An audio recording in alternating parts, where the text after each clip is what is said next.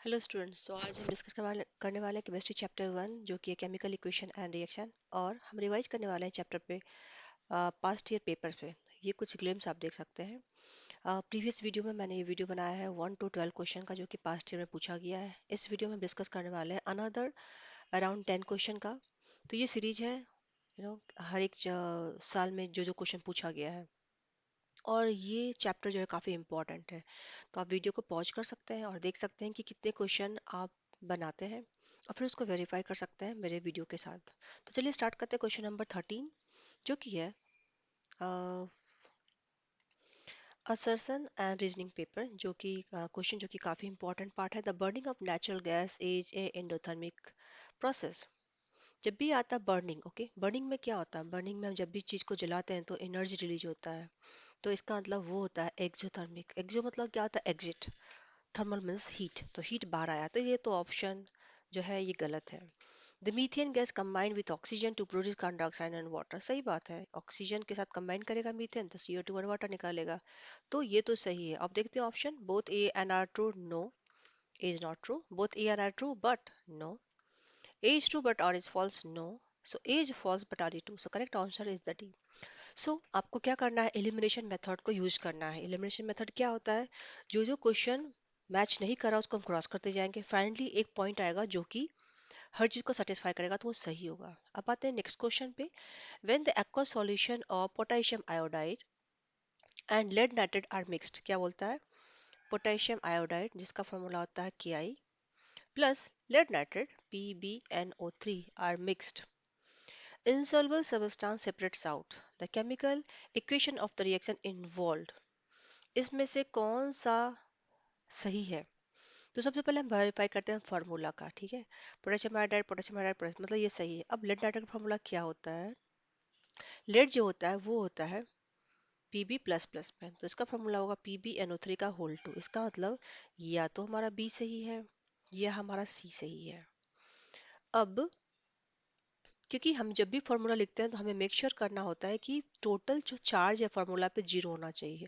यदि लेड के पास zero zero है, NO3 जो कि एक पॉली एटॉमिक एनायन है उस पे एक नेगेटिव है, तो इसका मतलब हमको दो नेटेड आयन लेगा ताकि ये जो टोटल चार्ज है ये जीरो हो जाएगा। इसलिए फॉर्मूला होता है PbNO3। यदि आपको फार्मूला जानना है तो आप मुझे कमेंट करें कि फार्मूला कैसे बनाते हैं। मैं उसको अलग वीडियो में एक्सप्लेन करूंगी आपको, क्योंकि ये क्विक रिवीजन का टॉपिक चल रहा है तो हमें इसको थोड़ा सा जल्दी से सीखना होगा। तो या तो ऑप्शन बी होगा या सी होगा। अब देखते हैं कि कौन सा सही बैठ रहा है। तो पोटेशियम आयोडाइड जब रिएक्ट करता है लेड नाइट्रेट के साथ तो ये बनाता है लेड आयोडाइड। अब लेड आयोडाइड का फार्मूला क्या होगा? सी अगेन ये फार्मूला बेस्ड पार्ट है क्योंकि लेड के पास प्लस टू चार्ज है, आई के पास -1 चार्ज है, तो ये हो जाएगा। मतलब हमको दो आई चाहिए। तो फार्मूला सही क्या होगा? PbI2, मतलब ये सही है और बनेगा पोटेशियम नाइट्रेट। तो अब इसको देखते हैं, बैलेंस है। यस, बैलेंस है। अब मैं आपको एक और हिंट बताने वाली हूँ कि आप यदि देखेंगे तो एनसीईआरटी में सेम का सेम क्वेश्चन पूछा गया है कि अच्छा ये मार्क्स हो गया। तो हमें सारा एक्टिविटी को पढ़ना है बहुत डिटेल से, क्योंकि सारा क्वेश्चन आप देखेंगे ना तो ये एक्टिविटी से आता है। कभी पूछेगा वो फ्यूम कौन सा है जो निकल रहा था बाहर, तो हमें कोई भी पार्ट इसको स्किप नहीं करना है, अच्छे से पढ़ना है, थॉरली पढ़ना है। तो option number B is the correct option. आते हैं नेक्स्ट क्वेश्चन पे। ए मेटल रिबन, ओके, ये भी एक एक्टिविटी है। अभी आप देखेंगे एनसीईआरटी का, तो ये फर्स्ट एक्सपेरिमेंट ही एक मेटल रिबन बात करता है, एक्चुअली में बात करता है मैग्नीशियम रिबन के बारे में, जो क्या होता है MgO Burns in presence of oxygen. इसका मतलब एमजी बर्न और ऑक्सीजन में and form A dazzling white flame. तो ये जो व्हाइट फ्लेम बनाता है ये बनाता है, जो बर्न होता है तो ये बनाता है और बनाता है एक oxide MgO, forming a white S. Okay, तो ये हो जाएगा हमारा Y और X हो गया हमारा मेटल। अब देखते हैं ऑप्शन नंबर कौन सा मैच कर रहा है। हमारा मैच कर रहा है ऑप्शन नंबर बी। तो अब इसको थोड़ा डिटेल से समझते हैं। रिएक्शन जो होता है वो होता है कॉम्बिनेशन, डिकम्पोजिशन, एंडोथर्मिक, एक्सोथर्मिक। अभी एक कॉम्बिनेशन रिएक्शन क्या होता है? जिसमें दो सबस्टांस कंबाइन करते हैं, जैसे मैग्नीशियम प्लस ऑक्सीजन कंबाइन करके बनाएंगे मैग्नीशियम ऑक्साइड। तो Mg प्लस O2 जब वो कंबाइन करेंगे तो बनेगा मैग्नीशियम ऑक्साइड। अब इसको बैलेंस कर लेते हैं, यहाँ लिखते हैं 2 Mg क्योंकि यहाँ पे दो ऑक्सीजन और यहाँ पे 2। तो कॉम्बिनेशन रिएक्शन में क्या होता है? दो सबस्टांस कंबाइन करते हैं और बनाते हैं सिंगल प्रोडक्ट, तो ये कॉम्बिनेशन ही होगा। डिकम्पोजिशन में क्या होता है? एक सबस्टांस जो होता है वो ब्रेक करके सिंपल सिंपल सबस्टांस बनाता है। तो option number only B is correct option. Next question. The reaction of quick lime with water exothermic reaction, मतलब क्या बोल रहा है, क्विक लाइम का फॉर्मूला क्या होता है, CaO प्लस वाटर, ये बनाता है कैल्शियम हाइड्रोक्साइड।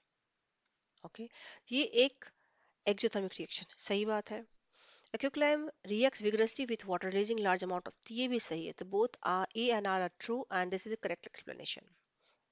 Next question में आते हैं, give an example of decomposition reaction, describe activity of illustrate reaction by heating.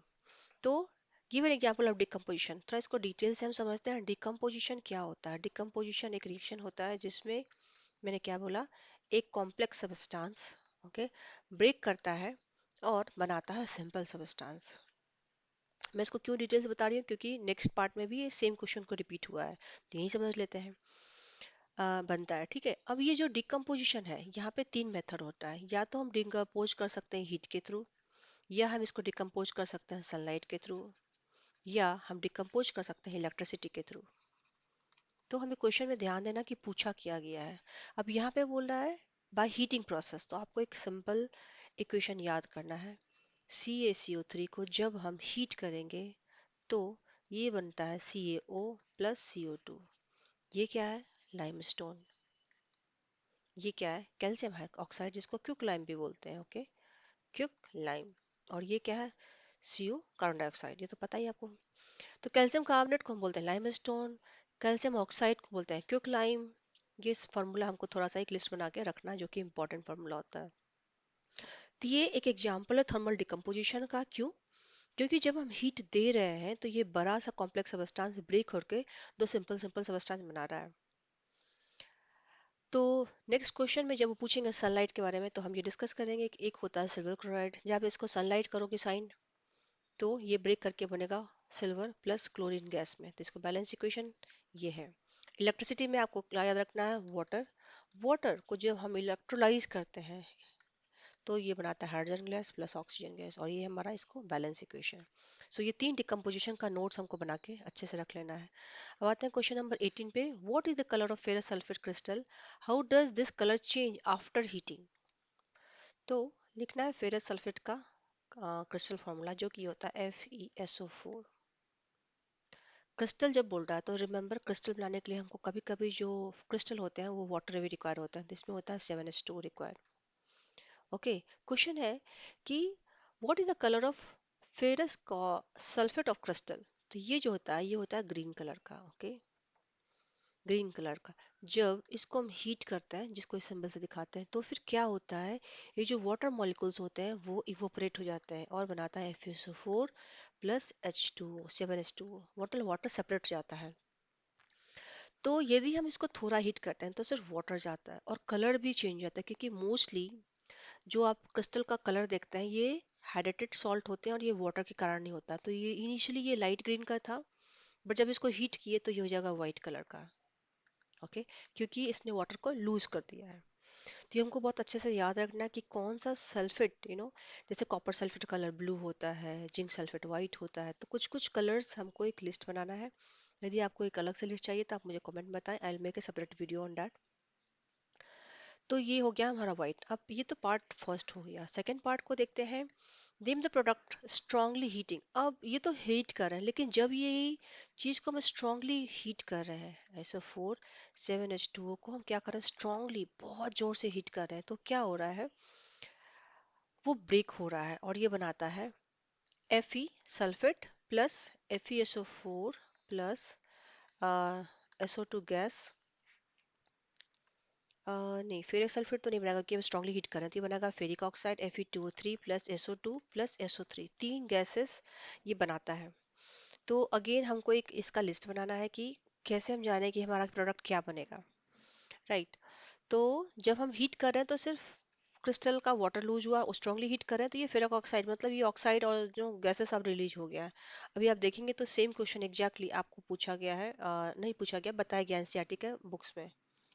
मैं जो आपको दिखाती हूँ यहाँ पे, तो इस पिक्चर को दिखाने का यही पर्पस है कि जब जब एनसीईआरटी पढ़ते हैं तो सारा एक्टिविटी को लाइन बाय लाइन थरली पढ़ना और एक नोट बना कर रखना है। अब ये देखिए तो सेम क्वेश्चन पूछा गया, राइट, कि पहले क्या हुआ, फेरस सल्फेट बना, लेकिन जब आप इसको स्ट्रांगली हीट कर रहे हैं तो फेरस सल्फेट क्या हो गया, फेरस ऑक्साइड सल्फर डाइऑक्साइड और सल्फर डाइऑक्साइड में बन गया है। ये क्या है, एक डिकम्पोजिशन रिएक्शन है। तो ये देखिए यहाँ पे ये भी लिखा है कि फेरस सल्फर क्रिस्टल्स जो कि FeSO4 into 7H2 loose water when heated and colour change, crystal का कलर चेंज हो गया, डिकम्पोजेड टू फेरिक ऑक्साइड, और इसको और हीट कर रहे हैं तो ये जो FeSO4 जो हमारा बचा है ये भी फर्दर डिकम्पोज होकर क्या बना रहा है, फेरिक ऑक्साइड, जो कि होता है Fe2O3 plus sulphur dioxide and sulphur trioxide. तो फेरिक ऑक्साइड ऐसे भी पूछ सकता है कि कौन सा सॉलिड बन रहा है, कौन सा गैसेस बन रहा है। तो देखिए ये एक सॉलिड प्रोडक्ट होगा, प्लस SO2 और SO3 जो है वो गैसेस फॉर्म में है। तो इस क्वेश्चन को अलग अलग ढंग से भी पूछा जा सकता है, तो हमें सारी एक्टिविटी को थरली अच्छे से पढ़ना है। मतलब मैं आपको जितना भी क्वेश्चन यहाँ डिस्कस कर रही हूँ ना, वो सारे क्वेश्चन एक्टिविटी से ही आए हैं, बट थोड़ा सा डिफिकल्ट है कि सबको क्रॉप आउट करके यहाँ पे कॉपी पेस्ट करो। तो अब चूंकि टाइम कम है, बट आप जब भी बनाए नोट्स, एक प्रॉपर नोट्स बनाए सारी एक्टिविटी का, एक question by question. Next question में आते हैं, what happens when the, again ये क्वेश्चन ये है 24 में भी पूछा गया है, 22 में भी पूछा गया है, very important question. What happens when an aqueous solution of sodium sulfate reacts with aqueous solution of barium sulfate? पहले इक्वेशन लिख देते हैं। सोडियम सल्फेट फॉर्मूला होता है Na2SO4 plus aqueous barium chloride जो कि होता है BaCl2। दोनों क्या हो रहा है, aqueous aqueous। Okay, what happens जब ये दोनों रिएक्ट करते हैं, क्या क्या होता है, एग्जैक्टली सेम क्वेश्चन आप देखेंगे एनसीईआरटी में एक्टिविटी के साथ दिखा है, बट मैंने कॉपी पेस्ट नहीं किया है। चलिए समझते हैं इसको कि क्या होता है। सोडियम है हाईली रिएक्टिव मेटल, तो ये होता है डबल डिस्प्लेसमेंट, इसको डिस्प्लेस करता है बेरियम को और बनाता है सोडियम क्लोराइड। अब बेरियम जो है रिमेनिंग सल्फर साथ कंबाइन करके बनाता है बेरियम सल्फेट। ठीक है, तो ये इक्वेशन यदि हम यहाँ पे 2 रख दें तो अपने आप ये बैलेंस हो जाता है। तो अब ये आता है, ये तो क्या है, सॉल्ट है, और ये एक्वस होगा, लेकिन ये क्या होता है, सॉलिड होता है और इसका कलर वाइट होता है। तो what happens, the barium sulphate will form, the precipitate of barium sulphate form. तो हमको याद रखना है यहाँ पे precipitation reaction. Okay, precipitation reaction क्या होता है, प्रेसिपिटेशन रिएक्शन वो रिएक्शन होता है where the two soluble reactant uh, reacts and form an insoluble product, right? तो ये एक soluble प्रोडक्ट है, ये एक soluble प्रोडक्ट है, बट जब दोनों रिएक्ट होते हैं तो ये बनाते हैं एक insoluble प्रोडक्ट जिसको हम बोलते हैं precipitate। डन। अब ये मैंने इतना क्यों समझाया, क्योंकि नेक्स्ट पार्ट यही पूछा गया, state the physical condition of reactant in which the reaction between they not takes place. अब यदि इसको मैं सॉलिड में ले लेती हूँ, इसको मैं सॉलिड में ले लेती हूँ, मतलब both if it is sodium sulphate is solid, ये भी सॉलिड, तो रिएक्शन होगा ही नहीं। ओके, तो कंडीशन ये है कि हमको दोनों को एक्वस कंडीशन में रखना है। अब एक्वस कंडीशन क्या होता है, the salt dissolve in water form aqueous solution. Done. Right balance के इक्वेशन, तो हमने इक्वेशन तो ऑलरेडी बैलेंस कर दिया है। तो ये एक वीवीआई क्वेश्चन है, इसका एक नोट्स प्रॉपर बनाना बहुत जरूरी है। नेक्स्ट क्वेश्चन पे आते हैं, no chemical reaction takes place when a granule of solid A mixed with a powder of another solid B। Okay, no reaction takes place, जब हम ग्रेन्यूल लेते हैं सॉलिड को कुछ रिएक्शन नहीं होता है। However when the mixture is heated, जब इस मिक्सचर को हीट किए हैं, reaction takes place between the components and one product of the C is a metal. अब सी क्या है, एक मेटल है। जब भी क्वेश्चन देते हैं इसका एक छोटा सा फॉर्मेट बना के रखते हैं तो आसानी होता है हमको फाइंड आउट करने में। Metals and settles down in the molten state, और ये सेटल हो जाता है। ठीक है, मोल्टन डाउन है, सेटल हो जाता है। मोल्टन मतलब क्या होता है, liquid. While other product D floats over, और डी जो है वो क्या होता है, फ्लोट्स ओवर होते हैं। अच्छा, कुछ कंडीशन होता है हमको याद रखना है। लिक्विड मतलब क्या होता है, जिसका कंडीशन ही लिक्विड होता है, for example water, for example hydrochloric acid. Aqueous वो होता है जब हम किसी को वाटर में डिजोल्व करते हैं, डिजोल्व इन वाटर। मोल्टन क्या होता है, मोल्टन वो प्रोडक्ट होता है जो कि फॉर्म होता है मेल्टिंग करके, जैसे आयरन को हम मेल्ट किए तो हो जाएगा मोल्टन फॉर्म। करेक्ट। तो अब आता है part, based on the observation given information you make an assumption about A. अब ए क्या है, बी क्या है, राइट ए केमिकल इक्वेशन। तो ये एक इंपॉर्टेंट पार्ट है मेटलर्जी में, कि जब एल्यूमिनियम ऑक्साइड को हम हीट करेंगे एक प्रोडक्ट के साथ जो कि है मैग्नीज ऑक्साइड प्लस एल्यूमिनियम के साथ, तो कुछ नहीं होता है। ठीक है, लेकिन जब इसको हीट करते हैं तो बनता है एल्यूमिनियम ऑक्साइड जो कि होता है Lo2 3 प्लस मैग्नीज बनता है। ठीक है, तो ये जो होता है ये लिक्विड में हो जाता है। और ये जो होता है ये फ्लोट होता है। तो ये एक इम्पॉर्टेंट स्टेप है extraction of manganese with the help of aluminium. तो aluminium is a reactive metal, तो ये मैग्नीज को रिप्लेस कर देता है और ये बनाता है एल्यूमिनियम ऑक्साइड और मेटल सेपरेट हो जाता है। तो ये एक क्वेश्चन ऐसे भी आ सकता है कि हम क्या यूज करें मैग्नीशियम ऑक्साइड से मैग्नीज बनाने में, जो कि पूछा गया ऑलरेडी, बट फिर से पूछा जा सकता है अलग अलग फॉर्म में। तो आप एल्यूमिनियम यूज कर सकते हैं क्योंकि एल्यूमिनियम जो है वो रिएक्टिव मेटल्स है, वो लेस रिएक्टिव मेटल को रिप्लेस कर देगा। तो पार्ट वन डन हो गया। Indicating the condition of reaction, condition of reaction तो यही है कि हीट होगा, फिजिकल स्टेट लिखना है। तो फिजिकल स्टेट में तो ये हो गया कि हमारा ये हो जाएगा लिक्विड हो जाएगा, करेक्ट। और ये फ्लोट हो रहा है तो ये सॉलिड स्टेट में हो जाएगा। अब mention any two types of reaction under which the reaction can be classified. इस रिएक्शन को हम कैसे क्लासिफाई करेंगे, तो इसको बहुत तरह से क्लासिफाई कर सकते हैं। पहला तो ये हम ये भी बोल सकते हैं कि एक तरह का रिडक्शन है, एक रिडॉक्स रिएक्शन है। क्यों? क्योंकि मैग्नीज जो है ऑक्सीजन को रिलीज कर रहा है, मतलब MnO क्या हो रहा है, रिड्यूस हो रहा है, यहाँ से ऑक्सीजन हट रहा है, loss of oxygen is equal reduction. और एल्यूमिनियम क्या कर रहा है, ऑक्सीजन के साथ कंबाइन कर रहा है, ऑक्सीडेशन। तो हम ये भी बोल सकते हैं कि ये क्या एक रिडक्शन है, पहला। दूसरा हम ये भी बोल सकते हैं कि डिस्प्लेसमेंट रिएक्शन है, जहाँ पे एल्यूमिनियम जो है वो मैग्नीज को डिस्प्लेस कर रहा है। नेक्स्ट क्वेश्चन पे आते हैं, द डिकम्पोजिशन रिएक्शन, जो कि है 21 question number. The decomposition reaction requires energy इधर in the form of the, okay ये हमने ऑलरेडी डिस्कस किया है, इसलिए मैं आपको डिटेल्स उस पिछले क्वेश्चन में समझा रही थी कि डिकम्पोजिशन रिएक्शन क्या होता है, जिसमें कॉम्प्लेक्स सब्सटेंस ब्रेक डाउन करता है small substance with the help of heat, with the help of light, or it can be electricity। कि देखिए ये हीट में पूछा हुआ है, राइट। तो हीट का एग्जांपल मैंने क्या बोला, कैल्शियम कार्बोनेट को याद रखना है, जो कि बस इसको ब्रेक कर देना है, CaO प्लस बचा क्या है, CO2। लाइट में हमको याद रखना है सिल्वर क्लोराइड प्लस ये बनाता है Ag प्लस क्लोरीन। ठीक है, इसको बैलेंस कर लेते हैं, यहाँ दो लगा दिए, ये दो लगा दिए। इलेक्ट्रिसिटी हमको क्या रखना है, वाटर, जो इलेक्ट्रोलाइज होता है और बनाता है hydrogen gas and oxygen gas in the ratio of 2:1, जो कि बहुत बार पूछा गया है। Question number 22,